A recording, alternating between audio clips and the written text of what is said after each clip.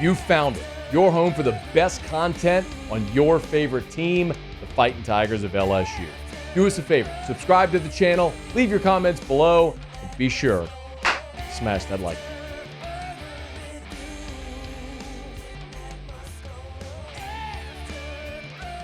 My assumption on this one, Curt, is everybody who covers LSU is going to pick LSU to win this game.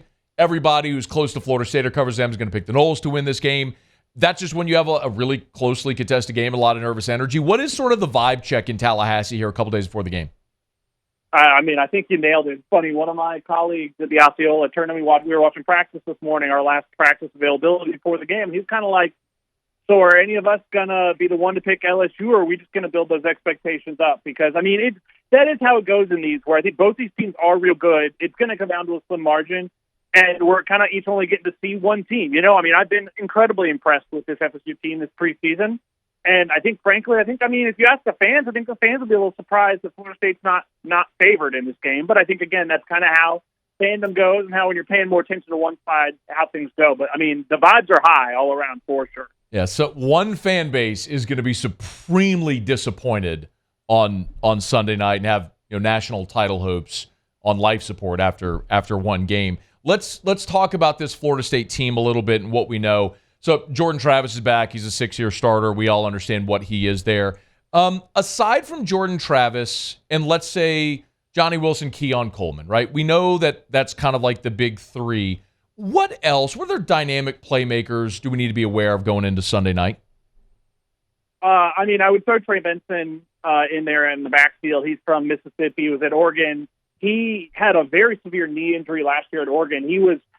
It felt like still kind of getting going again, getting to feel like himself again in that game last year. He was not the most impactful running back. Mm-hmm. But as the season went on, he became clearly the best option there. And, he's going to lead. They're going to be trotting a few guys out there, but he's definitely, the most NFL prospect guy right now. And, he's a guy among many of the guys you already named who came back, could have gone to the NFL, came back to kind of try and pursue more. Honestly, another name that I would have been shocked to tell you coming into the preseason from your neck of the woods, Destin Hill, the freshman who had the delayed enrollment. He was originally a 2021 recruit, was one of the higher-rated recruits in Florida State's 2021 class, but has delayed enrollment over 2 years. I was skeptical that a guy could just pick up football after being away from it that long, but he has shocked me how good he's been on a consistent basis. I think there's a world where he is a true freshman start Sunday. Even if he doesn't, he's going to play a lot. That offensive line, we've talked a lot about it here. That's a veteran group that's got a ton of starts under their belt. But from afar, it looks like maybe there isn't a superstar, right? Like that top round, top 60 draft pick. What is sort of the calling card of that unit? Frankly, I would say how well they fit what Florida State's looking to do. So much of Mike Norvell's offense is built around wanting to run counter and running varies off of counter. Frankly, that Miami game last year, Florida State running a lot of the same play, and Miami was just not especially interested in trying to adjust to stop it. And they do that real well. I think last year they were good pass blocking, but I think having a quarterback like Jordan Travis, if you watch the Florida game, he had a few against LSU too, where he'll get you out of some sticky situations that really you wouldn't think a quarterback could, help that. So I think there is room for improvement with the pass blocking. I think you hit the nail on the head. I think Florida State's the experience line. I think LSU's is, when you're projecting draft prospects, probably a little more touted there, even if it's maybe more 2025 guys than 2024. But no, I think they do that, and frankly, they're deep. I think it's not often, it's been a long time at Florida State since there were 8 guys they felt good about, where, injuries are going to happen there over the course of the year, and I think they feel good both about the 5 they're trotting out there and what they'll be able to do, but also having 2 or 3 who they think can win them games behind them. Curt Weiler's with us, the Osceola.com, part of the Rivals Network. He's on Twitter at Curt M. Weiler. That's Curt with a C. Let's flip it over and talk defense. Will Campbell got his sort of welcome to college in a rude way with drawing Jared Verse in his first game as a true freshman. I think that matchup has to be more competitive this year. But what about that Florida State defensive front as a whole? What are the expectations with that group on Sunday night? I think they're pretty good, especially with, I mean, the starting four, or even maybe go a little deeper than that, kind of the rotation of your top 6 or 8 guys. I think they feel quite good about him. You talked about Jared Verse, and he got hurt actually the week after the LSU game at Louisville, and he came back to a certain point, was maybe never entirely that same player again, and that paved the path for Patrick Payton to kind of emerge, take a lot of his playing time, and he ended up being the ACC Defensive Rookie of the Year last year. So now those two are kind of be starting opposite each other at defensive end, and that kind of makes for quite a duo there. I think at tackle, they bring Tavian Lovett back. Statistically not the most impactful in last year's game. He got hurt actually late in the game. I think maybe on the drive that LSU tied the game up, or almost tied the game up, if memory serves. He got hurt and really was never himself again, but he's had a long recovery back, but he's been really impressive at tackle this preseason. And they brought in a transfer in Braden Fisk from Western Michigan, who's also looked really good. I think that 4 I feel real good about. There are a few other guys that I feel good about in that, and I think they have a chance to be really good. There is a bit of a couple injuries in either spots, and things get a little shakier.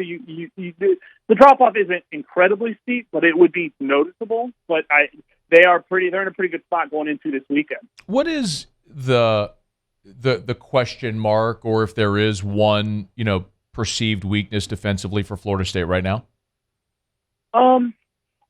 It's funny. There's not one that I look at as really concerning from having watched, and we've gotten to watch a bunch of full practices. That's just kind of how things roll with Mike Norvell. So we get an assessment of this team.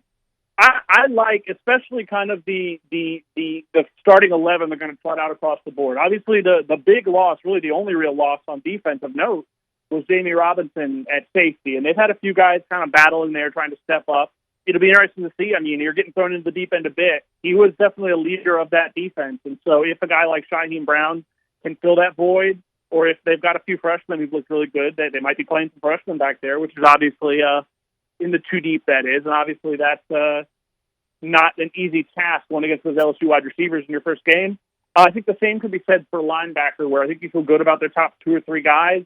Beyond that, when they're going to have to rotate, which they will you're going to get some guys that haven't played as much college football, if any at all, and obviously that could be something that LSU could exploit for sure. Is that maybe from my perspective, Curt, LSU's got a veteran quarterback, and God, just so much receiving talent that's so good. Like, is that the area where, like, the Florida State secondary, the LSU receivers, where maybe the field tilts a little toward LSU?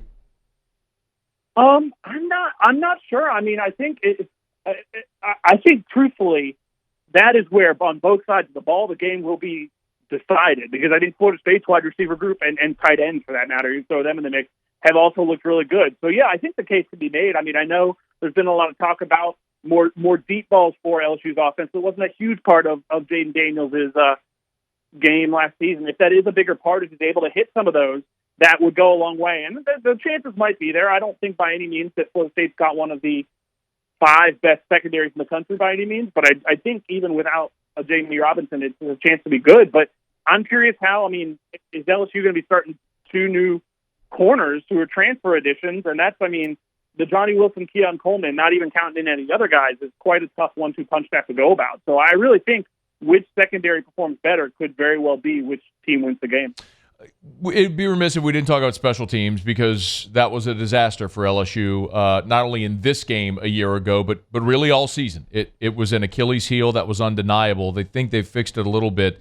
Let's talk a little bit about the Noles and how they are in the third phase. Maybe we start with sort of a thumbnail on the kicking game.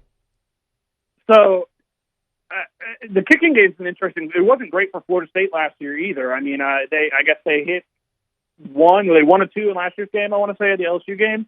The kicker, Ryan Fitzgerald, struggled enough last year where, frankly, I think if they had a second option, he would have gotten the chance. I mean, they kind of lost the NC State game because they were in field goal range where you could maybe settle for one and didn't feel good enough to try it, because it was, if you miss the field goal, you lose, and they end up losing because they throw a pick because they don't entirely trust the kicker.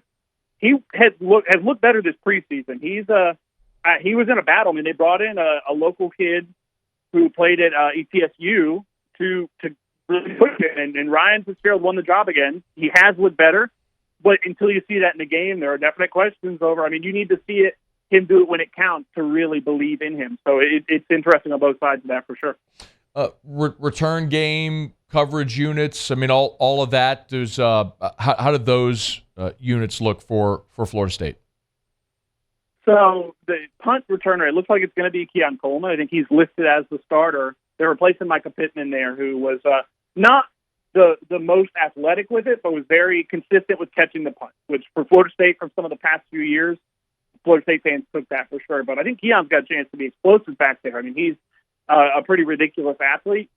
Kick returner, I mean, you're going to probably rotate some guys through, but I mean, they've had Trey Benson, their starting running back, doing it a lot. He returned one last year against Boston College for a touchdown. So I think you have the chance there. I mean, they spend a lot of time on special teams. They spend a solid 20, probably 15, 20 minutes every practice on special teams, go through a few different various phases. Lastly, if there's a blueprint for Mike Norvell, I mean, a realistic, right? I mean, obviously we say, hey, it'd be great if it was a 50 burger and you beat them 50-10. But like realistically, what's the path for Florida State if everything goes according to how they'd like to control the pace and tempo of this game? I mean, kind of how they were on third down last year would be a big thing. They were in some adverse third downs, and Jordan Travis really had some really nice plays to pick them up.